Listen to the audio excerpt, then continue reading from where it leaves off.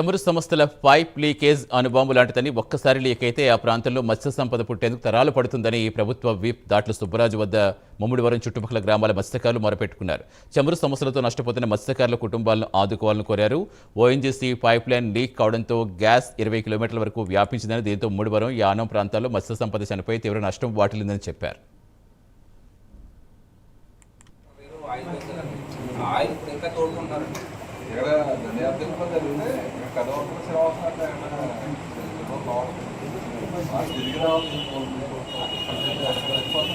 అయితే 22 ఒంటిగంటన్నర ప్రాంతంలో ఏదైతే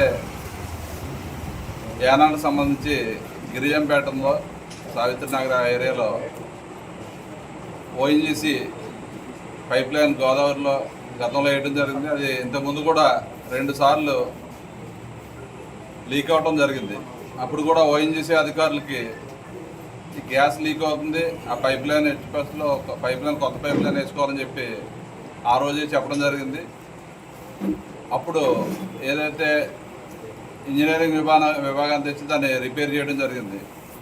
మళ్ళీ మొన్న నైట్ మరి గోదావరి ఉధృతి రోజుకి 12 లక్షల క్యూసెక్లు వరద సముద్రంలోకి వెళ్ళే పరిస్థితుల్లో అక్కడ కూడా ఇంతకుముందు 2 సార్లు గ్యాస్ లీక్ అయితే మొన్న జరిగింది అయితే పెద్ద ఎత్తున సుమారు 4-5 గంటల సేపు గ్యాస్ ఫ్లో అంతా కూడా వాటర్లో మిక్స్ అయిపోవటం, దాంతోపాటు దాంట్లో వచ్చిన డీజిల్, పెట్రోల్ కూడా మిక్స్ అయిపోయి పెద్ద ఎత్తున మంటలు ఒక కొండల ప్రాంతం. ఇది 21వ తారీఖు రాత్రి అర్ధరాత్రి 1 గంటకు జరిగింది.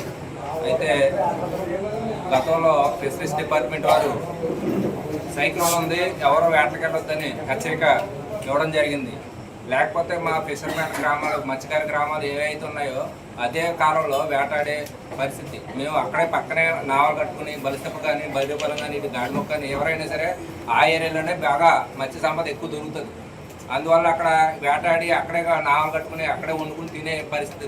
భార్య భర్తలు కూడా నావల మీద ఉంటాం. అయితే అక్కడ ఫిషరీస్ డిపార్ట్మెంట్ ఎప్పుడైతే మాకు హెచ్చరిక ఇచ్చిందో బోట్లు అయ్యి అట్లకి వెళ్ళకూడదు, మీరు కట్టడి చేయాలంటే అన్ని గ్రామాలు కూడా మేము కట్టడలో ఉన్నాం. గ్రామాలన్నీ కట్టడలో అందుకనే మాకు పెద్ద ప్రమాదం, ప్రాణ నష్టం జరగకుండా ఆగింది. వారింగి ఫారెస్ట్లో ఓఎన్జీసీ ముడుసౌరు డైరెక్ట్గా పైపులోంచి బ్లోట్ అయ్యి కాలువలు మొత్తం అన్నీ కూడా ముడుసౌరే మొత్తానికి తేలికొచ్చి చేపలందరినీ కూడా సర్వనాశనం చేసేసింది.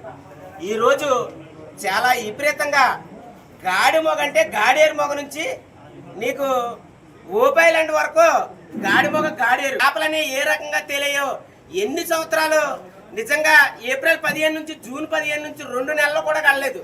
ఎన్ని సంవత్సరాలకు ఇంకా ఈ మత్స్య సంపదను మేము అభివృద్ధించుకుంటాము?